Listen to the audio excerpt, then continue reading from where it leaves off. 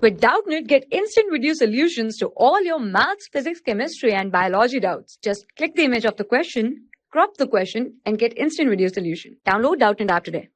Hi everyone, so we are given with the question which says a body of mass small m slides down an incline and reaches the bottom with velocity v. If the same mass were in the form of a ring which rolls down the incline, the velocity of the ring at the bottom would have been. So we need to calculate the velocity of the ring at the bottom. So if we have a careful look on the options, so option is given in the velocity in the option has been given in terms of velocity with which the mass has been sliding down. So let's try to analyze the two condition with the help of a diagram. So here we can see in the first case we can see clearly here that a mass has been moving down. So this is the first part of the question, and here it is the second part of the question.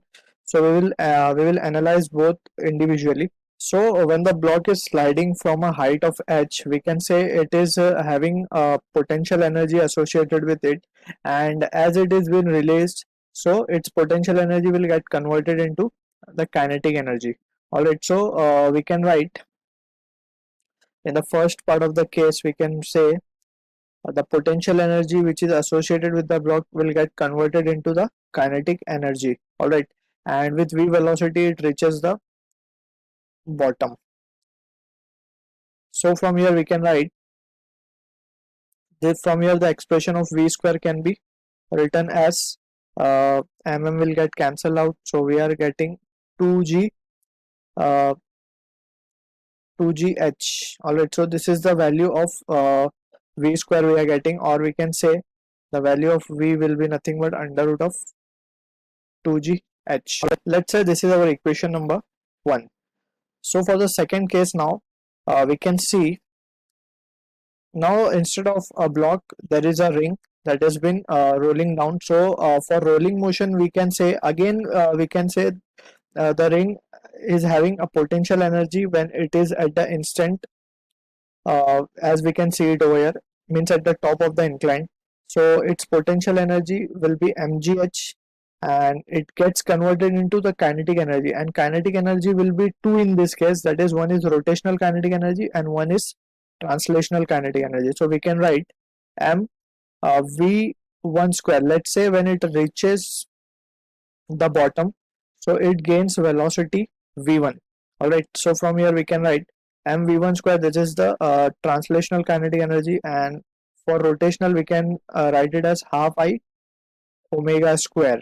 Alright, so from here we can say this can be further resolved as m v1 square plus of half I is the moment of inertia of ring, so we can write it as m r square if r is the radius of ring, and instead of omega we can write v by r, since we know v equals to r omega.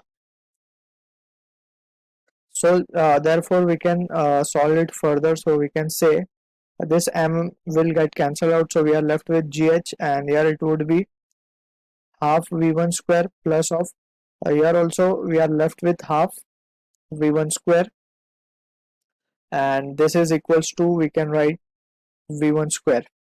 So we are interested in finding this value of v1 only, therefore we can say v1 square will be g into h, and from equation 1 we can substitute the value of h as v square by 2g.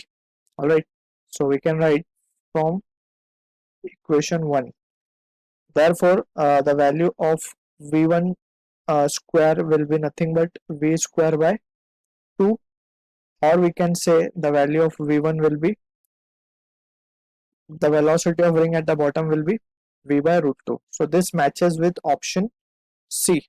So I hope you have understood the concept well, and thank you for watching. For class 6 to 12, IIT JEE and NEET level. Trusted by more than 5 crore students. Download Doubtnut app today.